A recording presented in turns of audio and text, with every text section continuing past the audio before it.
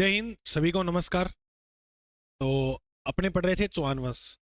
अब चौहान वंश की छोटी छोटी शाखाएं बची हैं। आज एक इंपॉर्टेंट शाखा है जिसके हम पढ़ेंगे, सोनगरा चौहानों की बात करेंगे, जालौर के सोनगरा। लेकिन उससे पहले कुछ जानकारी और है, वो देखनी है। आप बताइए सभी कैसे हो? बढ़िया हो? चलो देखो देखो हमने कहाँ कहाँ के चौहान पढ़ लिए। हमने पढ़ लिए सांबर के चौहान। बोलो, सांबर के कंप्लीट हो गए। सांबर के बाद ये शाखा गई कहां पर? अजमेर में। अजमेर के चौहान हमने पढ़ लिए। और अजमेर के बाद हमने जो चौहान पढ़े वो पढ़े रणथंभौर के।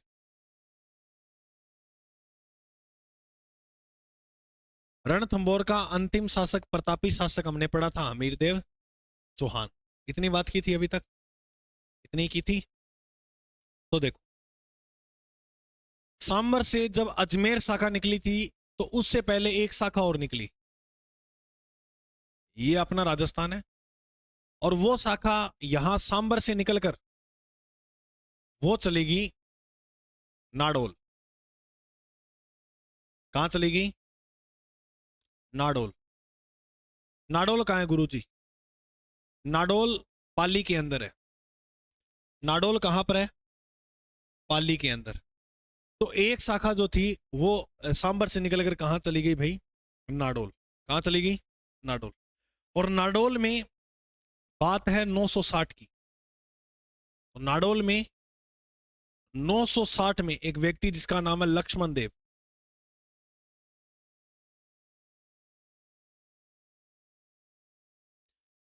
नौ सौ साठ में लक्ष्मण देव ने चौहान वंश की स्थापना कर दी। तो नाडोल के चौहानों का संस्थापक कौन है? बोलो।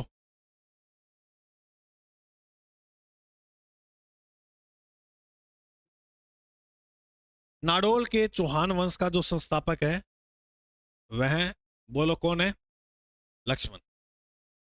लक्ष्मण ने नाडोल में चौहान वंश की स्थापना कर दी। और नाडोल में ही अपनी कुल देवी, बताओ इनकी कुल देवी कौन है?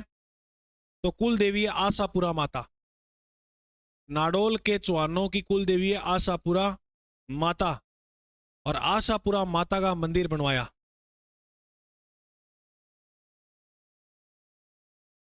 आशापुरा माता का मंदिर जालोर में भी मिलेगा, क्योंकि जालोर के सोनगरा चौहानों कुल देवी ये बनेगी और नाडोल वालों की भी। और एक दुर्ग बनवाया, नाडोल दुर्ग। तो लक्ष्मण देव ने ही एक दुर्ग बनवाया जिसका नाम क्या है? नाडोल दुर्ग। बताइए नाडोल दुर्ग कहां पर है? तो आपको याद रखना है नाडोल दुर्ग कहां पर है? पाली में। इतनी बात बताओ, समझ में आई? बोलिए, समझ में आ गई सभी को? लक्ष्मण देव के बाद जो राजा हुआ उसका नाम था शोभित। लक्ष्मण देव के बाद नाडोल का राजा कौन हुआ? शोभित। और शोभित के बाद जो शासक हुआ उसका नाम था बलिराज। इनकी कोई इंपॉर्टेंट बात नहीं है। शोभित की कोई इतनी इंपॉर्टेंट बात नहीं है। बलिराज की भी कोई इतनी इंपॉर्टेंट बात नहीं है। इसके बाद जो तीसरा शासक हुआ इंपॉर्टेंट, उसका नाम था कीर्तिपाल चौहान। मुनोत नैन से लिखता है कि इसे कीतु ए महान शासक कहा गया है। नाम क्या है भाई इसका? कीर्तिपाल। कीर्तिपाल चौहान। कीर्तिपाल। कीर्तिपाल चौहान ने क्या किया? कीर्तिपाल चौहान ने 1181 में ये नाडोल से चला गया थोड़ा और आगे, यहां यहां पर इधर जो रियासत उसका नाम है जालोर। जालोर का नाम जालोर ही नहीं है शुरू से, वो सारी कहानी पढ़ेंगे। तो कीर्तिपाल चौहान ने 1181 में जालोर में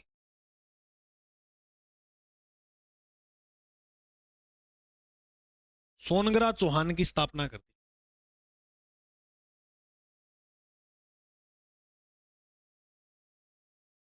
जालोर में जालोर में चौहान वंश का संस्थापक कौन है? कीर्तिपाल चौहान। बताइए कीर्तिपाल चौहान ने कब स्थापना की? 1181 के अंदर। तो याद रखना, जालोर के चौहानों का संस्थापक है कीर्तिपाल चौहान। देखो जालोर में कीर्ति जागी और नाक किन काटी? लक्ष्मण, वो याद ही हमें। तो लक्ष्मण देव नाडोल। तो नाडोल के चौहानों का संस्थापक है लक्ष्मण देव और जालोर में कीर्तिपाल चौहान। अब बताओ कहानी तो समझ में आ गई ना तुम्हें। हमीर देव मोस्ट इंपोर्टेंट वही था रणथंभौर का। तो देखो भाई, सांबर से एक शाखा गई नाडोल, और नाडोल से एक शाखा निकली है जालोर। तो मुझे एक बात बताओ, जालोर शाखा पहले आई या नाडोल पहले आई? नाडोल। नाडोल के चौहानों की स्थापना 960 में हुई थी और जालोर की 1181 के अंदर। अब हम जो पढ़ेंगे वो जालोर के चौहान पढ़ेंगे। तो जालोर के सोनगरा चौहानों का इतिहास बहुत प्रसिद्ध होता है। चलिए देखते हैं वो कैसे हुआ। जल्दी जल्दी नोट डाउन करो आप। स्क्रीनशॉट कहीं कहते हैं ले, तो मैं थोड़ा साइड होता हूं तो ले लिया करो स्क्रीनशॉट।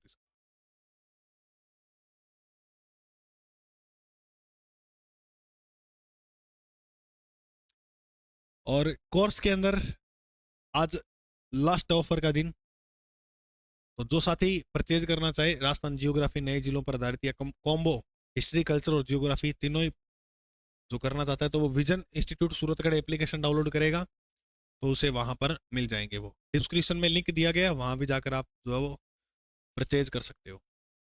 और इसके नोट्स मैंने डाल दिए हैं जियोग्राफी के। अच्छा, अब वो निकलवा कैसे सकते हैं सर? हमें निकलवाने का भी मन करता है, तो उसके ऊपर मैं एक अलग से वीडियो बनाऊंगा कि कैसे निकलवाने हैं वो नोट्स। ऐप से भी निकलवा सकते हो आप। हाँ, तो वो अच्छी बात है फिर।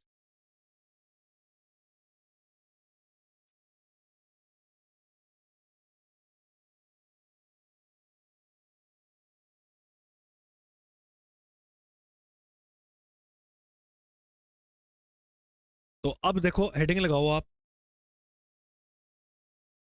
जालोर के सोनगरा चौहान।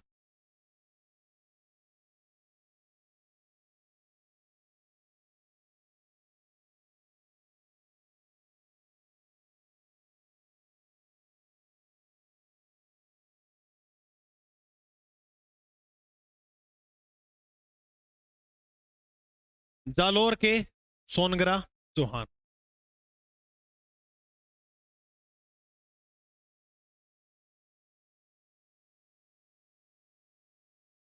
यहां पर अपना जालोर, जालोर में आपको दो चीजें याद करनी है, एक ये किला और एक ये किला।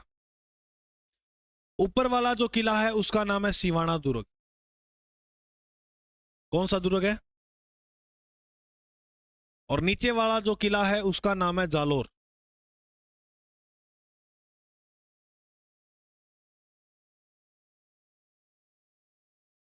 सिवाना दुर्ग राजस्थान के कौन से जिले में है? बालोतरा। और जालोर दुर्ग जालोर में। जालोर दुर्ग कहां पर है? जालोर।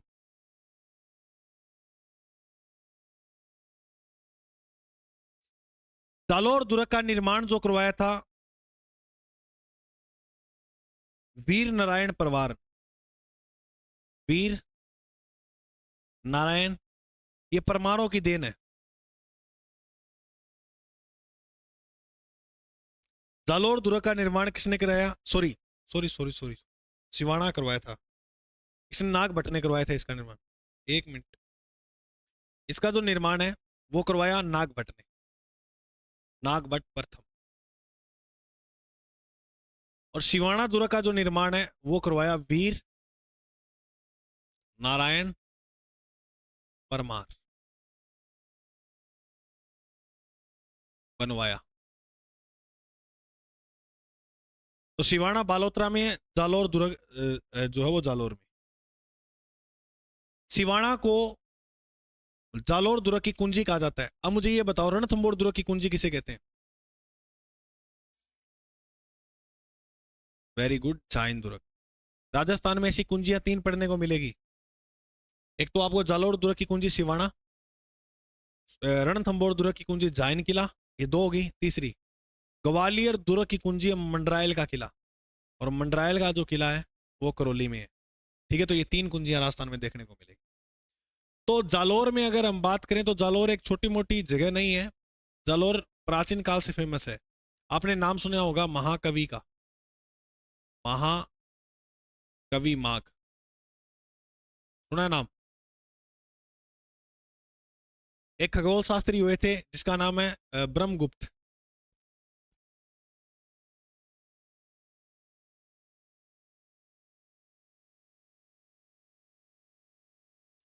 इन्होंने ग्रंथ लिखा था शिशुपाल वध।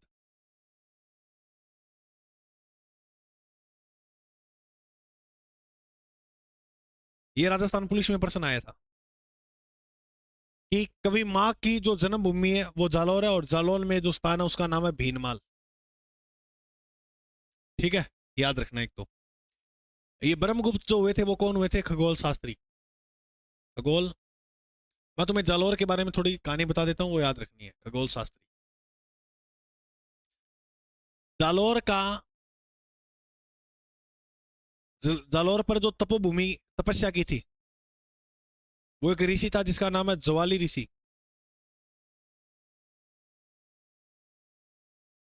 क्या नाम था? ज्वाली ऋषि। तो यहां पर जो तपस्या की थी वो किसने की थी? ज्वाली ऋषि ने। इस कारण इस क्षेत्र का नाम देखने को मिलेगा आपको, जालौर का उपनाम क्या क्या मिलेगा? ज्वालीपुर। और ये जानकारी मिलती है बिजोलिया शिलालेख। ये प्रश्न आ जाते हैं एग्जाम में भाई। ज्वालीपुर।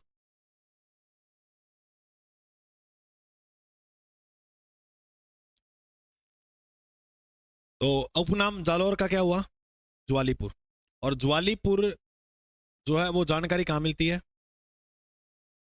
बिजोलिया शिलालेख में।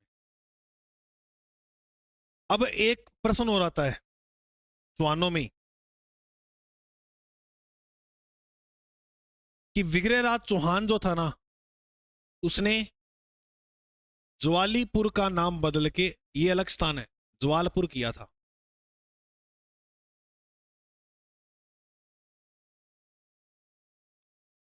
ये अपनों ने पढ़ा था उसमें, विग्रहराज फोर्थ ने, विग्रहराज चतुर्थ। तो विग्रहराज चतुर्थ जो था उसने ज्वालीपुर को ज्वालपुर नाम किया था। एक नगर है ज्वालीपुर, उसको ज्वालपुर किया था। ये प्रश्न भी आया हुआ है। ठीक है, अब सुनो ध्यान से। एक तो ये नाम मिलता है, फिर जालौर का जो नाम मिलेगा वो आपको सोनगढ़ में मिलेगा। क्या मिलेगा? सोनगढ़। और सोनगढ़ के अलावा आपको सुवर्णगिरी भी मिलेगा। स्वर्णगिरी नहीं, सुवर्णगिरी।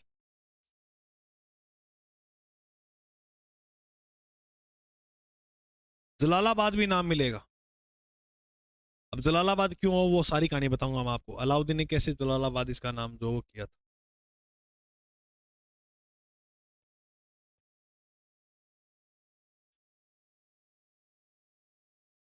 जालौर का पहला शासक कौन था?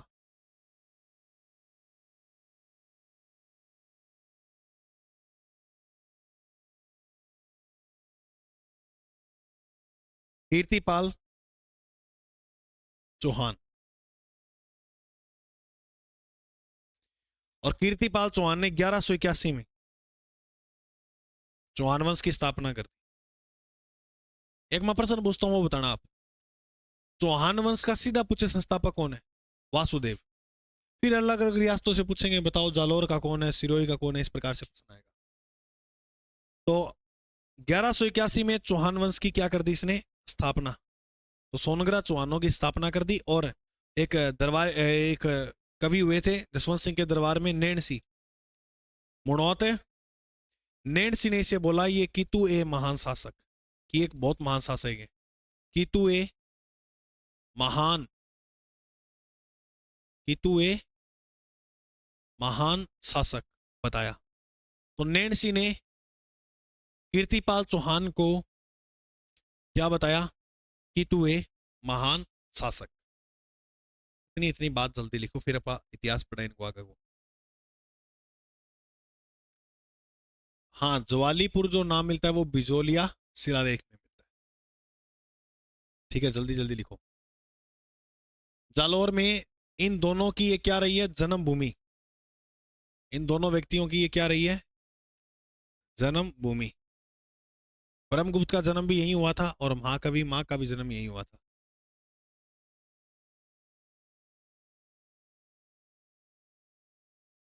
तो जालौर में तपोभूमि ज्वाली ऋषि ने की, इसलिए ज्वालीपुर नाम पड़ा। सोनगढ़, सुवर्णगिरी, जलालाबाद कीर्तिपाल चौहान ने इस जालोर में चौहान वंश की स्थापना कर दी और इनकी एक सिवाना जो है वो भी इनकी क्या होता था, एक ठिकाना ही था। जल्दी जल्दी लिखो आप।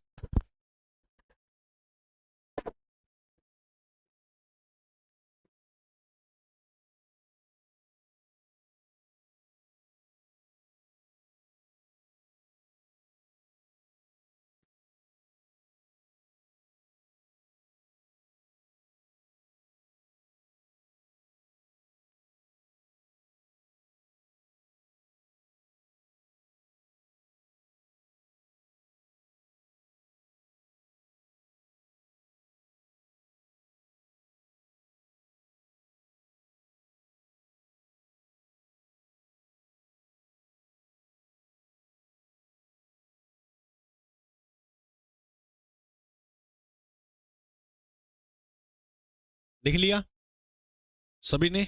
समझ में आया जालोर कितनी बातें? जालोर में जन्मभूमि रही है महाकवि माघ और ब्रह्मगुप्त तपोभूमि ज्वाली ऋषि की ये उपनाम है। ज्वालीपुर, सोनगढ़, सुवर्णगिरी, एक स्वर्णगिरी वो जैसलमेर है, सू लग जाए तो वो जालोर, जालोर का, और जलालाबाद भी जालोर का। कीर्तिपाल चौहान ने यहां पर एक वंश की स्थापना की, वो था जालोर, और जालोर के सोनगढ़ चौहान हुए थे।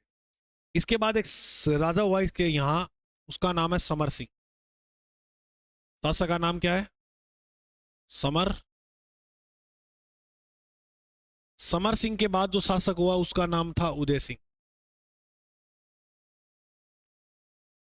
समर सिंह के बाद जो शासक हुआ उसका नाम क्या था? उदय सिंह। उसके बाद जो शासक हुआ उसका नाम था चाचिंग देव। चाचिंग देव, इनका इतना लंबा चौड़ा जो है वो इतिहास नहीं मिलता है देखने को।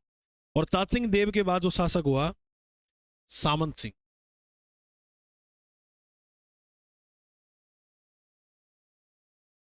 कौन हुआ? सामंत सिंह। और सामंत सिंह ने एक बेटे को जन्म दिया जिसका नाम है कानड़ देव। मेन और मोस्ट इंपोर्टेंट जालोर में जो प्रश्न आते हैं वो कहां से आते हैं? कानड़ देव चौहान से। चलो एक एक बातें देखते हैं। समर सिंह के समकालीन घटना क्या होती है? इधर है गुजरात। गुजरात का चालुक्य शासक था भीमदेव द्वितीय।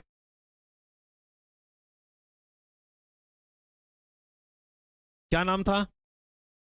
भीमदेव सेकंड। और भीमदेव की एक बेटी जिसका नाम था लीला देवी।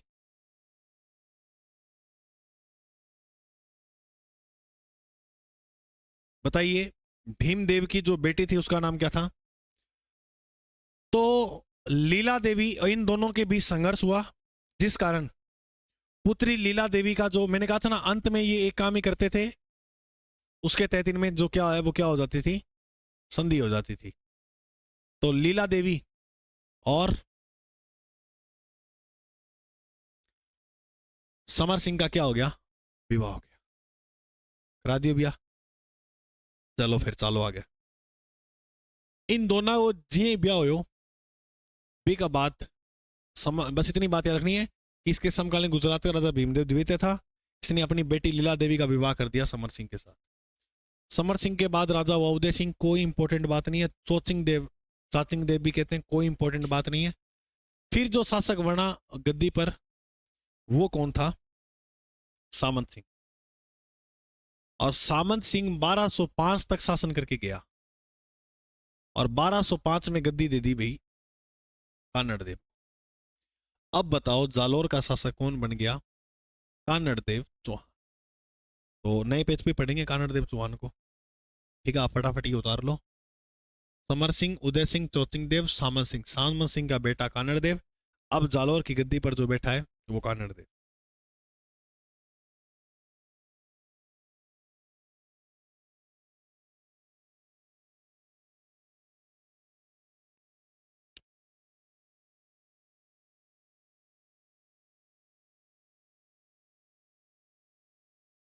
वो भाई बड़े आगे।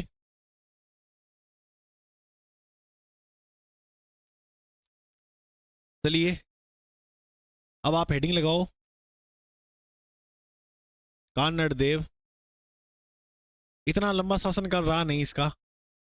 घटनाएं कुछ ऐसी हो गई थी, स्थितियां कुछ ऐसी बन गई थी कि 1205 से लेकर 1200 सॉरी 1305 से लेकर 1311 बस। तो कितने वर्ष हो गया भाई शासनकाल? 6 वर्ष। तो 6 वर्ष का शासनकाल रहा था बस कानड़देव चौहान का। क्या स्थितियां रही पहले तो आप दिखाएंगे पारिवारिक माहौल की बात, ठीक, पारिवारिक की टाइप हूं। तो कानड़देव के पिताजी मैंने बताए थे आपको, क्या नाम है? सामंत सिंह। ठीक है गुरुजी, हो जाएगा याद। सामंत सिंह की पत्नी भी को नाम क्या हो? जेतल दे।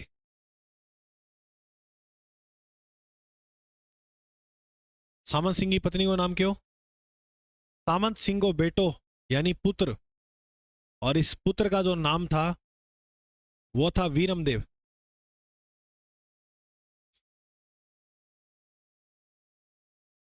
समझ नहीं रहेगा मैं क्या लिखा रहा हूं आपको? हेडिंग क्या लगा रखी है मैंने? कानड़देव। तो कानड़देव की बात है। कानड़देव को पिता कौन है? कानड़देव की पत्नी कौन है? कानड़देव को पुत्र कौन है? समझ में आ गई बात? अरे सामंत सिंह की पत्नी नहीं है जेतल दे। अरे हेडिंग क्या लगा रखी है उसके हिसाब चलेगा ना। अगर मैं यहां लिखाता ना तो फिर माता लिखाता मैं, तो माता का नाम इतना नहीं मिलता बेड़ा चढ़ाकर, तो माता का अपने को याद नहीं करना है। पुत्र कौन था? वीरमदेव। सेनापति कानड़देव के सेनापति कौन कौन थे? सेनापति थे जेता, देवड़ा। अरे वो जेता कुंपा वो मालदेव के थे। जेता, देवड़ा, भावला पवार, भावला पवार, बीका दैया या दैया बीका। ये बिक गया था इसलिए इसका नाम ही पड़ गया दैया बीका। शीतल देव या सातल देव, ये इसके क्या थे भाई? सेनापति। किसके? कानड़ देव के। अब कानड़ देव के इतिहास की जो जानकारी मिलती है वो कहां से मिलती है? तो देखो जानकारी किस किस ने दी। एक तो दी पद्मनाभ ने, कई कई जगह नाथ भी लिखा हुआ मिलता, पद्मनाभ। एक इसने दी। एक जो जानकारी दी है वो नैणसी ने दी है, मुणौत है नैणसी ने। एक जो जानकारी दी है वो फरिश्ता लिखता है, फरिश्ता। फरिश्ता एक कवि है, उसने जानकारी दी है। पद्मनाभ, मुणौत नैणसी और फरिश्ता। अमीर खुसरो भी जानकारी देते हैं। अमीर खुसरो भी जानकारी देते हैं जालोर के चौहानों की। अच्छा, अमीर खुसरो ने एक बात बोली राजस्थान में कि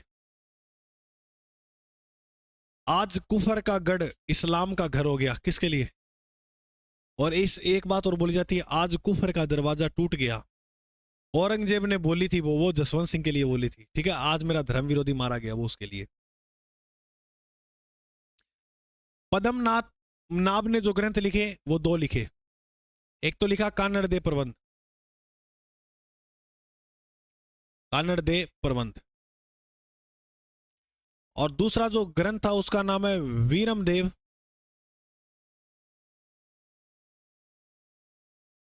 सोनगरा री बात। कितो प्यारो ग्रंथ है, नाम देखो कितो प्यारा, वीरमदेव सोनगरा री बात। यानी वीरमदेव सोनगरा चौहान था, तो इसकी बातें इस ग्रंथ में लिखी मिलती है।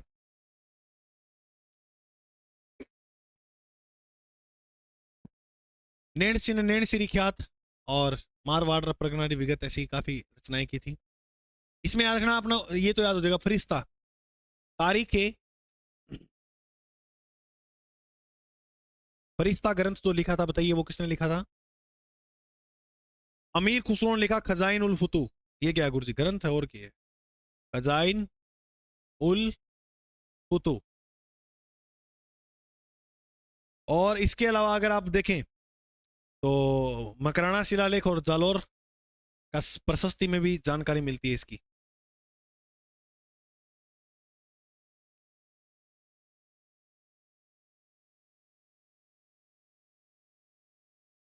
मकराना शिलालेख है और जालोर प्रशस्ति है। अच्छा, जालोर जालोर में है, मकराना कहाँ है? डीडवाना कुचामन में। तो नए जिले में चला गया भाई डीडवाना कुचामन, याद रखना। तो इतने लोग जानकारी जो है वो देते हैं। कानड़ देव प्रबंध में जानकारी ये उल्लेख मिलती है कि अलाउद्दीन से जो दुश्मनी हुई थी वो रास्ते को लेकर हुई थी। इसने रास्ता मांगा और इसने दिया नहीं। ये मैं कहानी बताऊंगा आगे, अभी लिख रहा हूं, छोटा सा हिंट लिख रहा हूं यहाँ रास्ते में। नेणसी जो बात लिखता है, मुणौत नेणसी, उसने एक प्रेम का कारण बताया युद्ध का। इसने क्या बताया कि कोई प्रेम संबंध रहा है वीरमदेव और अलाउद्दीन की बेटी के बीच में, वो अपने पढ़ेंगे आगे।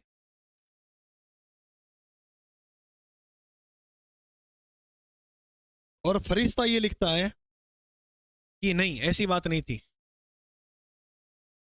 कानड़ देव ने दरबार में जाकर चुनौती दी थी। और चुनौती कैसे दी, क्योंकि वो भी आगे कहानी पढ़ेंगे सारी, फरिश्ता ने ये बात बोली है। तो इतने हमें स्रोत मिलते हैं ये इतिहास जानने का। तो हम रास्ते की बात पढ़ेंगे, प्रेम की भी पढ़ेंगे, चुनौती की भी पढ़ेंगे, इनके अनुसार कैसे अलाउद्दीन की दुश्मनी हुई इनके साथ। चलो करें शुरू इतिहास। एक बार फिर देखो, पिता का नाम सामत सिंह, कानड़ देव की पत्नी जेतल दे, कानड़ देव के पुत्र का नाम बीरम देव और सेनापति जेताबिया देवड़ा, ये इंपॉर्टेंट। बावला पवार, दहिया बिका और शीतल देव या सातल देव भी कहते हैं, ये इसके क्या रहे, सेनापति। जानकारी पद्मनाभ ने कानड़ देव प्रबंध और वीरम देव सोनग्रारी बात ग्रंथ लिखे उसमें मिलती है। नेड़सी प्रेम संबंध बताता है। फरिश्ता तारीख है, फरिश्ताई में कहता है कि चुनौती, इन इन दोनों के बीच में से विवाद हुआ चुनौतियों को लेकर। अमीर खुसरो खजाइन उल फतू लिखता है। मकराना शिलालेख डीडवाना कुचामन में और जालोर प्रशस्ति जालोर में, इसके अंदर भी जानकारी मिलती है इनके इतिहास की। करें क्या शुरू? तैयार हो गए? चलो तो फिर देखो, पहले कहानी समझ लो इसकी छोटी सी, अभी लिखना नहीं है कुछ भी आपको। यहां पर अपने राजस्थान में एक किला बना हुआ है, बहुत शानदार, बहुत मजबूत। हसन निजामी हुआ एक इतिहासकार, उसने ये लिखा कि इस किले के दरवाजे कोई नहीं खोल पाया आक्रमणकारी। और इधर है दिल्ली। बताओ दिल्ली का जो शासक है उसका नाम क्या है? अलाउद्दीन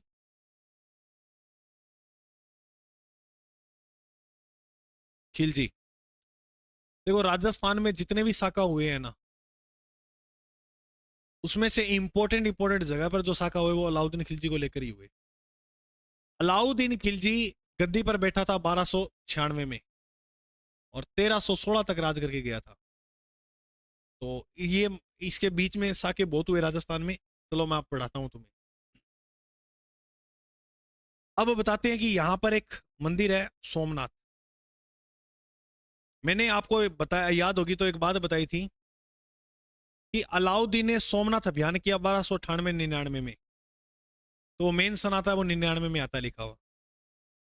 तो रस्ते की बात मिलती है कानड़ देव प्रबंध ग्रंथ में कि ऐसा मिलता है कि अलाउद्दीन ने कहा कि मैं यहां से जा रहा हूं, यहां से कहां जा रहा हूं, जालोर पे। तो ऐसे करो, आप हमें रास्ता दो यहां से जाने के लिए, जालोर से गुजरने के लिए। बाकी राजाओं से बात कर लिए मैंने, बे हाँ कर दी, बस तू हाँ कर दे, फिर मैं सेना लेकर ऐसे आ जाऊंगा सीधा। ये शॉर्टकट रास्ता है ना। और एक जालोर का रास्ता था ऐसे, राजस्थान के बाहर से जो घूम के आना पड़ता था। अब घटना क्या होती है, अब देखो सारा मुद्दा क्या बड़ा यहां पर। जालोर के राजा जो थे इस समय वो थे कानड़ देव चौहान। कौन थे? कानड़ देव चौहान। और कानड़ देव चौहान ने बताया, ऐसे कानड़ देव ग्रंथ में मिलती है बातें, इसने सोचा कि यार मैं उसको अनुमति दूंगा तो यहां पर कितना नाश होगा, यानी इतनी बड़ी भारी भरकम सेना पैदल गुजरेगी, सारा खेतों को नष्ट कर जाएगी। छोटी मोटी जो स्थानीय चीजें होंगी उनको भी नष्ट कर जाएंगी। तो इसलिए मेरे साम्राज्य का नुकसान है। ऐसा बताया जाता है कि अलाउद्दीन को रास्ता देने से इसने मना कर दिया। फिर दूसरा मैंने कारण जो देखा वो देखा चुनौती वाला, नैन्सी का प्रेम वाला लास्ट में देखेंगे। चुनौती, चुनौती का क्या हुआ था कि इसने, अलाउद्दीन ने एक दूत को भेजा इसके दरबार में, और उस दूत का नाम है एन उल मुल्क। कौन से दूत को भेजा? एन उल मुल्क।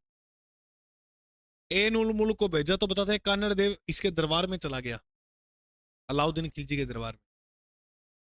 और अलाउद्दीन खिलजी ने इसको दरबार में मतलब इस प्रकार से इसकी बेइज्जती करी, ऐसी ऐसी बातें बोलने लगा, अपनी बड़ाई की, और इसे लगा कि यार हम तो यहाँ फिर ऐसे ही हैं, हम जालोर रियासत पर जो अधिकार करके बैठे हैं और कोई आक्रमणकारी हमारे किले के दरवाजे नहीं खोल पाया, और ये तो पूरे राजाओं को टारगेट कर रहा है और ऐसे फालतू बोल रहा है अलाउद्दीन।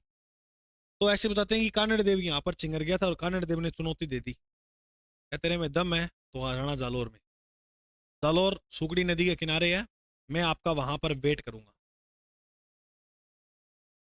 तो एक कारण ये बताते हैं कि फिर अलाउद्दीन ने जालोर पे आक्रमण किया था। एक तो रास्ते वाली कहानी समझ में आ गई, इन्होंने रास्ता नहीं दिया तब, और दूसरी कहानी कि ये जाकर वहां चुनौती देकर आया था अलाउद्दीन को कि आ जाना जालोर में तेरे में दम है। तो एक कारण और मिला है कि जेता और देवड़ा जो इसके सेनापति थे ना, वे जाके छोटी सी सेना की टुकड़ी ले गए, अलाउद्दीन के सैनिकों को भांगाते हैं। यहाँ पर भांगड़ो मतलब वो पीटिया हुआ है। अलाउद्दीन का कोई बात नहीं, जो भी कारण रियो तोड़ मोड़ के अलाउद्दीन ने यहां से रास्ता नहीं पकड़ा, इधर से होकर सोमनाथ पे ध्यान कर दिया। लेकिन मुणौत नैणसी क्या कहता है वो सुनो ध्यान। मुणौत नैणसी लिखता है कि इसकी एक पुत्री थी जिसका नाम था फिरोजा।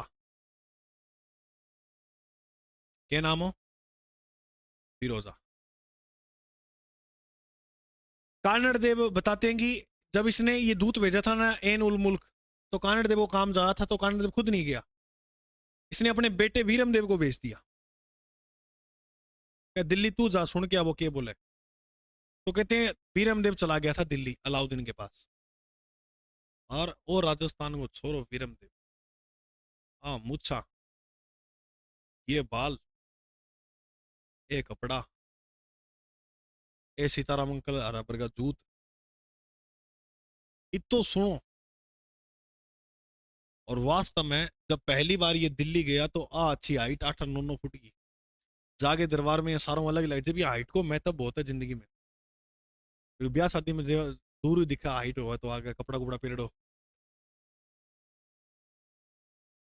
और जी एक छोटा छोटा हुआ है तो बे तो बेचारा भीड़ में ही रुले रहे, दिखे को नहीं। तो घटना क्या हुआ है, वीर अमदेव जैसे ही दिल्ली में गया तो एक दिन बताते हैं कि फिरोजा कपड़े सुखा रही थी छत पे, और वीरमदेव भी जो है वो छत पे ही था। तो ये तो देख के गाने गाने लगी कि तुझको ना देखूं तो जी घबराता है, लेकिन इसने गौर नहीं किया। गणी देखे यहाँ राजस्थान में, देखा देखा तो टाइम बीतता गया बीतता गया बीतता गया। फिरोजा जाकर सीधी बोली क्योंकि एक राजा की बेटी डर किस बात का, कि मैं आपसे प्रेम करती हूँ। वो एक बार तो सुनना हो गया क्या बोलेगी। तब इसने कहा कि देख मैं यहाँ पर कोई काम आया हूँ, मैं ऐसे काम करने के लिए आया हूँ, मैं आपसे प्रेम नहीं करूंगा, तू जा की ओर न देख ले। फिरोजा को दिमाग खराब, फिरोजा गई अपने पापा के पास, पापा मैं वीरम देव से प्रेम करने लगी, और वीरम देव ने सीधा सीधा मना कर दिया कि मैं आपसे प्रेम नहीं करूंगा, मैं शादी करूंगी तो वीरम देव से करूंगी वरना मर जाऊं। बहुत बड़ी बात होती है बाप के सामने स्थिति आ जाए। बाप बोलो ए बेटी तेरी माँ तो इसी ही, बाकी साग बागी मोहम्मद शाह और काबरू वे रणथंबोर ले गए इन्हें, और क्या बेटी तू भी इसी होगी। बात मैंने सही कौन लागी बेटी, कहना पापा मैं शादी करूंगी तो वीरमदेव से करूंगी वरना मर दूंगी, देख लो। अब ये स्थिति का बुलाओ फिर वीरमदेव ने दरबार में, और वीरमदेव के दरबार में बुला के गर्दन पे से तलवार रख दी और बोले कि तलवार चाहिए या हार चाहिए। वीरमदेव बोले कि मैं हट जे बिचर गयो तो इतनी सेना अलाउद्दीन की मुझे यहीं खत्म कर देगी, तो थोड़ा ठंडे दिमाग से काम। तो वीरमदेव बोला दादा मुझे रात रात का समय दो, सुबह बताऊंगा मुझे शादी करनी है नहीं। तो अलाउद्दीन ने कहा रात रात का समय है, तलवार चाहिए या हार चाहिए बता देना, कोई बात नहीं। वीरमदेव रूम पे आके सो गया और प्लानिंग करने लगा कि रातों रात में फरार कैसे हूं, रातों रात मैं यहां से कैसे भागूं। तब इसने राजस्थान का पहला साका जो पढ़ा हुआ था कि वो रातों रात अरावली से निकलकर दिल्ली से भागे थे मोहम्मद साहब, सेम वही रास्तों। वीरमदेव दिल्ली से अरावली पर्वतमाला होती है तो जालोर में भी है, होता हुआ जालोर आ गया। और सुबह फिरोजा बताते हैं कि गई उसके रूम में, सोची हाँ करेगा, और रूम में तो कोई मिला ही नहीं। तो फिरोजा गई अपने पापा के पास कि पापा रूम में कोई नहीं है, उसकी चप्पलें पड़ी है, लंगा पेरी भाग्य है। अब टाइम बीता तो अलाउद्दीन ने कहा कि कोई बात नहीं है बेटी, करेंगे समाधान। अब फिरोजा सोची कि बाप के ठाकत करे, तो कहते हैं फिरोजा खुद भागकर कहाँ गई थी, जालोर। और जालोर माँ कांड देव ने बोली कि मैं ब्याह कराना है भाई। कांड देव बोले करा ले, तो कांड देव को मारियो दूसरा दी थी तो मजाक ही हो, तार सा ब्याह कौन कराना, थारा बेटा सा कराना। तो कानड़ देव गयो वीरम देवगन, बोलो भाई कोई छोरी आई है भाई क्या मैं ब्याह कराऊंगी। क्या बाबा मेरे ये गेल पड़ रही है, बस सलमान खान कुंवारे बैठे हुए है, सलमान खान कुंवारे भी सागा धर्म को है, अपनो धर्म ही अलग है, तो भी सा ब्याह करा ले। क्या ना ना बातों का तेरे सा करा ले बेटा। वीरम देव ने मना कर दिया, बाबा मैं ब्याह कर कराऊं। तब फिरोजा गई वापिस पापो के ने, हाँ पापा, उसने मना कर दिया बिल्कुल साफ साफ, इतना पीछे जाने के बाद भी। देखो एक बात सीधी सीधी तो ये तय है कि जिसके लिए आप भाग रहे हो और उसके मन में आपके लिए इतनी सी भी जगह नहीं है, तो आप उसके लिए जान भी दे देना, उसको कोई फर्क नहीं पड़ेगा। अब देख ले आके मैं मर दूंगी यो कर दूंगी, वो मरी रख मरे तो कोई फर्क नहीं पड़ेगा इसको। अब अलाउद्दीन ने कहते हैं कि फिर कहा कि बेटी अब तू शांत रहे, अब मैं लेके आऊंगा वीरम देव को। तब बताया जाता है अलाउद्दीन आक्रमण कर देता है कहां पर, जालोर पे। अब तोड़ मोड़ के तुम्हें एक बात तो समझ में आ गई कि अलाउद्दीन ने जालोर पे आक्रमण क्यों किया। उसके मैंने प्रेम का कारण भी बता दिया, चुनौती वाला कारण भी बता दिया, और वो रस्ते वाला भी, रास्ता मांगा और दिया नहीं, तब सोचा अलाउद्दीन ने आक्रमण कर दिया। इतनी बात बताओ समझ में आई, करें आक्रमण, ठीक है। तो देखो ये है दिल्ली, और दिल्ली का राजा अलाउद्दीन खिलजी। अलाउद्दीन बोला कि कोई कमाल का आदमी मिल जाएगा क्या, बोला मिल जाएगा, जिसका नाम है कमालुद्दीन, कमालुद्दीन गुर्ग। तो कमालुद्दीन गुर्ग सेनापति था अलाउद्दीन खिलजी का। तो कमालुद्दीन गुर्ग के नेतृत्व में सेना भेजी जालोर में। तो ऐसा बताया जाता है जालोर से आने से पहले, जालोर में आने से पहले उनको एक किले से गुजरना था, वो आपको बताया था ना मैंने, दुर्ग की कुंजी होती थी, और वो किला जो था, और वो किला है सिवाना। और सिवाना दुर्ग नए जिले में चला गया, पहले बाड़मेर में था, बालोतरा में। मुझे एक बात बताओ, सिवाना का जो राजा था वो अपने एक सेनापति को नियुक्त किया था कन्नड़ देव ने, और उस सेनापति का नाम था सातल देव, या शीतल देव भी बोलते हैं। शीतल देव की पत्नी, शीतल देव की यहां पत्नी, इसका नाम था मेणा दे, एक ये थी, और शीतल देव का एक सेनापति जिसने शीतल देव के साथ विश्वासघात किया था, और वो मैंने आपको बताया था, लिखवाया था इनके सारे सेनापतियों के नाम में, भावला पवार, भावला, वो लिखाया था ना मैंने, कानड़ देव का सेनापति। तो इनको यहां नियुक्त किया हुआ था, ये मुख्य सेना का नेतृत्व कर रहा था, और शीतल देव को ये सिवाना किला दिया हुआ था। तो कमालुद्दीन गुरक के नेतृत्व में सेना भेजी सिवाना पे। और ये बताते हैं कि अलाउद्दीन खिलजी का ये कमालुद्दीन जो गुरुक था, ये कूटनीतिक जो था व्यक्ति था। इसने सेनापति भावले को अपनी ओर मिला लिया। तो याद रखना, शीतल देव के साथ यहां पर जो विश्वासघात करने वाला व्यक्ति था उसका नाम क्या था? सेनापति भावला। तो बावला ने विश्वासघात किया, जिसके तहत सिवाना के शीतल देव को हार का सामना करना पड़ा। तो इसने केसरिया किया, ये वीरगति को प्राप्त हुआ युद्ध में। और मेणादे ने यहां क्या किया? जोहर। और जिसके अंदर केसरिया भी हो और जोहर भी हो तो वो कंप्लीट हो जाता है साका। तो यहां पर अलाउद्दीन खिलजी की क्या हो जाती है? विजय, जीत हुई। और सिवाना का नाम बदल दिया अलाउद्दीन ने, नाम बदलकर क्या कर दिया? खेरा। 2 जुलाई की घटना है ये पूरी। तो 2 जुलाई 1308 में यहां पर साका होता है।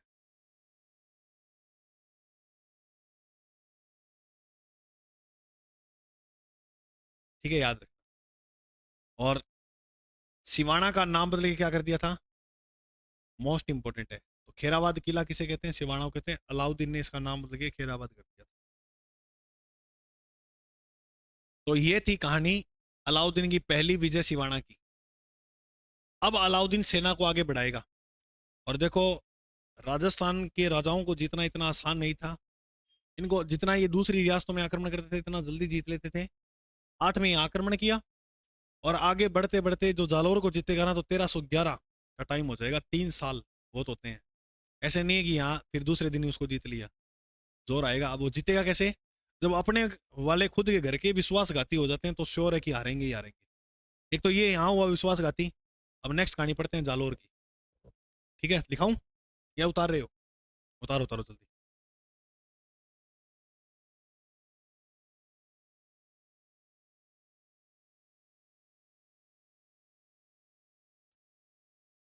तो सिवाना पे जो सेना भेजी थी वो किसके नेतृत्व में भेजी थी? कमालुद्दीन गुरक के नेतृत्व में अलाउद्दीन ने भेजी थी, है ना। तो सिवाना का नाम बदल के खेराबाद किया। शीतल देवी यहाँ मारा गया और पत्नी मेना देवी मारा, जो जोर किया उसने। सेनापति विश्वासघात करने वाला था भावला पवार। अच्छा, सिवाना किला भी फेमस है। और सिवाना किला भी मैंने बताया किसने बनाया था? वीर नारायण पवार ने। और जालोर का किला नागभट ने। यहां पर जो साका हुआ था वो 2 जुलाई 1308।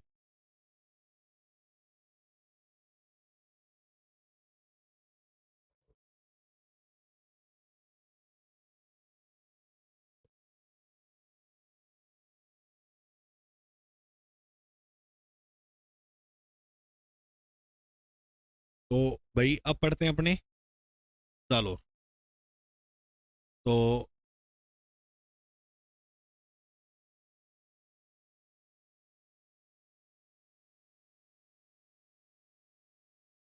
ये रहा जालोर दुर्ग। जालोर दुर्ग के जो दरवाजे हैं वो इतिहासकार लिखते हैं कोई खोल नहीं पाया। और ये बात लिखता हसन निजामी। हसन निजामी कि कोई आक्रमणकारी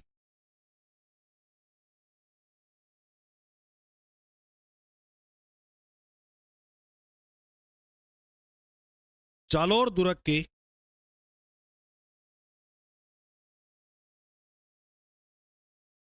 दरवाजे नहीं खोल पाया। ये बात कौन लिखता है? हसन निजामी। अब सुनो ध्यान। तो वो अपनो जिको किलो है वो किसो है? जालोर दुर्ग। चलो, अब जालोर दुर्ग में मुझे ये बताओ शासक कौन है? कानड़देव चौहान।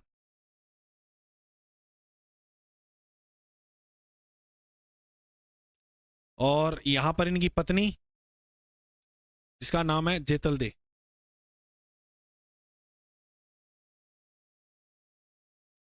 इनका नाम क्या है? जेतल दे। बेटा वीरम देव।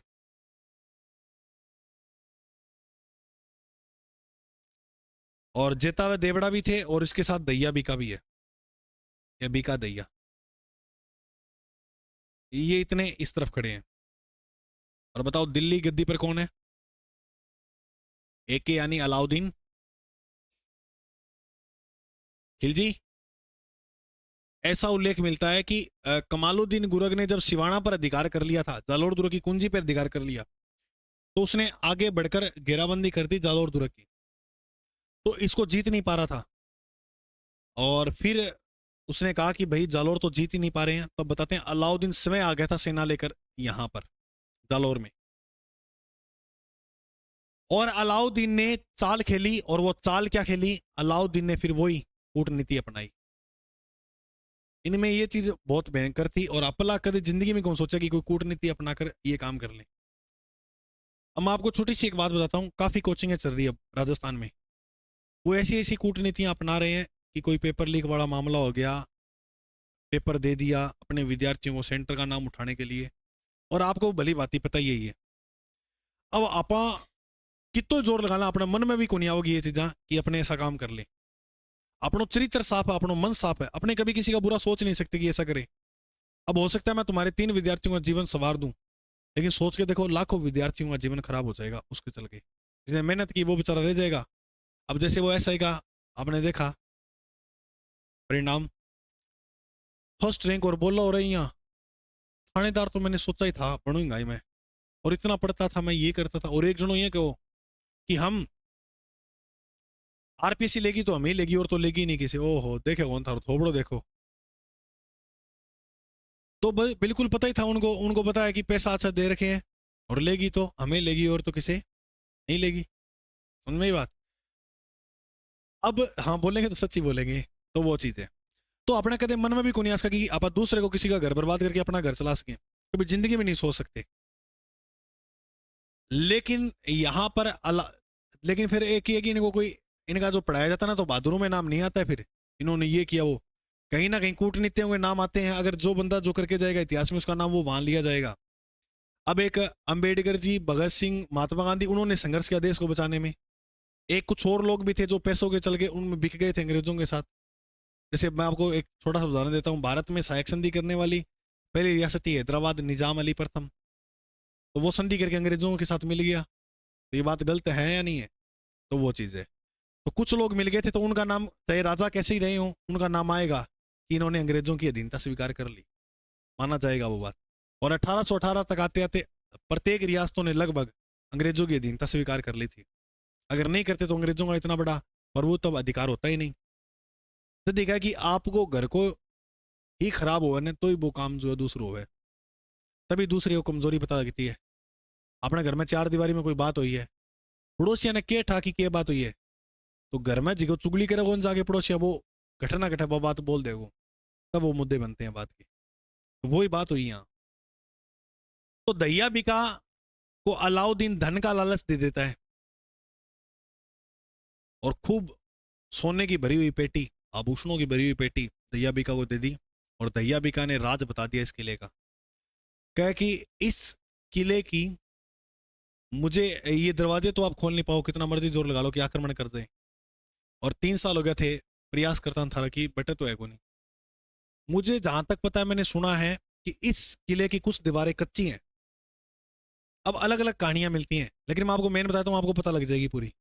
कुछ दीवार क्या है, कच्ची है, और वहां तोड़कर आप अंदर प्रवेश कर सकते हो। अब वो कच्ची कठुआ तो मानेंगे पे तो क्या, तो मैं इसके लिए कारण बताता हूँ। राई होती है ना, राई, अचार वगैरह में डाला राई, सरसों जैसी हुआ राई छोटी। तो राई की एक विशेषता होती है, वो जल्दी उगाती है। तो ठेइया करो, गांव में जाओ, और राई को सीजन चला तो राई ले आओ। तब बताया जाता है अलाउद्दीन ने उसी वक्त सेनापतियों का, जा गांव में जाओ और राई खरीद कर लाओ। रातों रात सेनापति गए और राई खरीदने। तो लोग मना कर दियो, कौन देवा राई, रात ने 1 बजे राई मांगो थे आगे, सोन नींद खराब करो। तो उन्होंने कहा हम 10 गुना ज्यादा दाम देंगे 1 किलो राई का, दो हमें। तो ऐसे कर करके उन्होंने उसको, पैसे तो थे नहीं, राजा है, राजा का सोना चांदी दिया, सोना वगैरह जो आ वे दे दिया बिना ने। और जैसे ही उनको सोने वगैरह दिए, तो ये बताया जाता है उन्होंने अपनी, मारा वो का मारे 20 गट्टा पड़े, हमारा 10 गट्टा पड़े है, ऐसे करके वो राई ले गए और रातों रात इस किले पर जो है राई बुरका दी।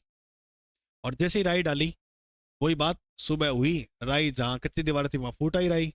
इनको पता लगा कि ये दीवारें कच्ची है, और यहाँ पर सेना जो है किले की दीवारें तोड़कर अंदर प्रवेश कर गई। और ये बताते हैं कि कानड़ देव चौहान यहाँ पर वीर गति को प्राप्त होते हैं। जेतल दे इनकी जो पत्नी थी, उन्होंने यहाँ पर जोहर किया था। अब बात करें वीरम देव की, तो वीरम देव बच जाते हैं और वीरम देव को पकड़ लेते हैं अलाउद्दीन। और अलाउद्दीन को इतना गुस्सा आया था कि तू भाग्यो तो भाग्यो कि अभी दिन। अलाउद्दीन ने इसकी गर्दन जो है वो उड़ा दी थी तलवार से, और गर्दन उड़ाकर अपनी बेटी को दी। कल बेटी बोलियो नहीं कि लेके आऊंगा, तो कहा पापा अब मैं को करूं के। तो फिरोजा ने भी बताते हैं यमुना नदी में कूद के जान दे दी थी। इतिहासकार ये लिखते हैं यमुना नदी में क्या दी, जान दी, अपनी जीवन लीला खत्म कर ली। प्रेम तो प्रेम है यार, है को नहीं। अभी यहाँ को नहीं कि कोई दूसरा ब्याह हो जाओ, ना मिली तो कोई और मिल जाएगी, अब बात को नहीं। फिरोजा ने अपनी यमुना नदी में कूद के जीवन लीला समाप्त कर दी। अब फिरोजा जालोर की बहू होगी, तो एग्जाम में कभी पूछे ना फिरोजा का मकबरा कहाँ है, वो जालोर। जालोर का नाम बदल दिया था, नाम बदला था अलाउद्दीन ने, और नाम बदल के क्या कर दिया था पता है, जलालाबाद। जलालाबाद। अब मैं यहाँ लिख देता हूं तुम्हें क्या क्या कहानी लिखनी है। जालोर में याद रखना है तुम्हें फिरोजा का मकबरा, फिरोजा का मकबरा। अलाउद्दीन ने यहां पर एक मस्जिद बनाई थी जिसे इतिहास में बोलते हैं तोप मस्जिद। बताओ तोप मस्जिद कहां है। और अलाउद्दीन की भी मस्जिद यही है, अलाउद्दीन खिलजी की मस्जिद। तो इतनी चीजें अपने याद रखनी है कि अलाउद्दीन के आक्रमण से इतना प्रभाव पड़ा था। अलाउद्दीन की इस युद्ध में जीत होती है और कानड़ देव की इस युद्ध में हार होती है। कानड़ देव वीरगति को प्राप्त हो गया और इसने जोहर किया था। अब एक कहानी और आवा है, रुको सुनो। अब घटना क्या आती है, दयाबिका की हत्या किसने की, इसकी पत्नी ने किया। क्योंकि दयाबिका गयो भागो भागो कर ले जानू, हार ले, टोपस ले, सोना का ये ले वो ले। इसने कहा तू आज कहां से ले आया, आज मैं काम करिए हो की को, कानड़ देव को राज बताया हो किला को। तो इसकी पत्नी ने कमरा में बाड़ के कुटियो कि ने दयाबिका ने, और की हत्या हो गई है, मतलब मौत होगी कुट पीट। लुगाई की मार बहुत गंदी हो भाई, बड़ी गंदी। तो देख लो मन ने गेठा वो दिखे थाना कौन दिखेगी, मर गए हो मन ने गेठा, अंधा हो गए थे। तो दयाबिका की हत्या इसकी पत्नी ने कर दी।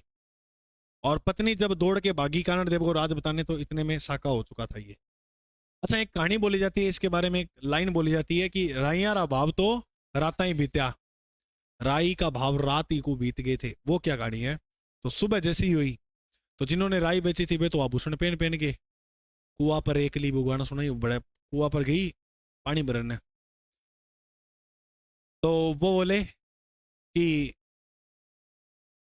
आप जे में औरत और भी कहना बात चाली जाए भाई, तो सोनो गठों लाई। तो कहे देख बे बैठा फौजी, बे रात ना आया और माने देखी गया सोनो। तो की बदला राई दी में हमारा भी 20 कट्टा पड़े। तो जाओ बिन जाओ माने की पूछो। तब वो सेनापतियों के पास उन्होंने कैंप लगा रखा था, गए, बोला भाई जी हमारे ही घरे राई पड़ी है। तो वे सेनापति आगू के बोले कि राई का भाव तो रात को ही बीत गए थे, क्योंकि रात को चाहिए था, उस समय हमने वो ले ली और अब हमें राई की कोई आवश्यकता नहीं है।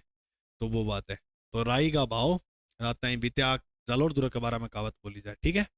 तो ये लिख लेना, नीचे लिखो तो, राई रा भाव रात ही बीत्या, जालोर दुर्ग के बारे में कहावत बोली जाती है। ये जालोर में जो है जालोर का इतिहास है वो समाप्त होता है। और जालोर में कानड़ देव जो है वो सबसे प्रतापी शासक है। प्रतापी और महत्वपूर्ण जो शासक है जालोर का, वो कानड़ देव है, ठीक है, याद रखना। तो आज के लिए अपन इतना ही पढ़ेंगे अभी के लिए, और आज के लिए जय हिंद। समझ में आ रहा, एकदम बढ़िया तरीके में आ गया नहीं, ठीक है। तो जय हिंद, जय भारत। मिलते हैं अपने आगे नेक्स्ट, बस चौहान की लास्ट शाखा काल कंप्लीट कर देंगे, सारी शाखाएं सिरोही यार एक में पढ़ा दूंगा। कोटे वाले और बूंदी वाले इतने ज्यादा लंबा चौड़ा इतिहास है नहीं इनका, है। ये है 1311 की, लिखा नहीं क्या मैंने, चलो लिख देता हूं। ये जो घटना बनी है वो कब की, वैसे वेरी गुड, ऐसी बातें ध्यान रखा करो तुम। ये घटना जो है वो कब की है, 1311 की। ये साका जो हुआ वो 1311 में। अब जितने मैंने चौहान कराए ना उनके प्रश्न करके देखना, लगभग चौहान वंश के प्रश्न कर लेना, अब इतने में तुम्हारे लगभग क्लियर हो जाएंगे, एक भी गलत नहीं होगा। और इसके बाद जो बढ़ेंगे छोटी छोटी रियासतें, उसमें से भी प्रश्न बन जाते हैं, वो भी पढ़ लेंगे, एक दिन का खेल है सारा। फिर उसके बाद अपने आगे नेक्स्ट वंश पढ़ेंगे। तो अभी के लिए जय हिंद, ठीक है।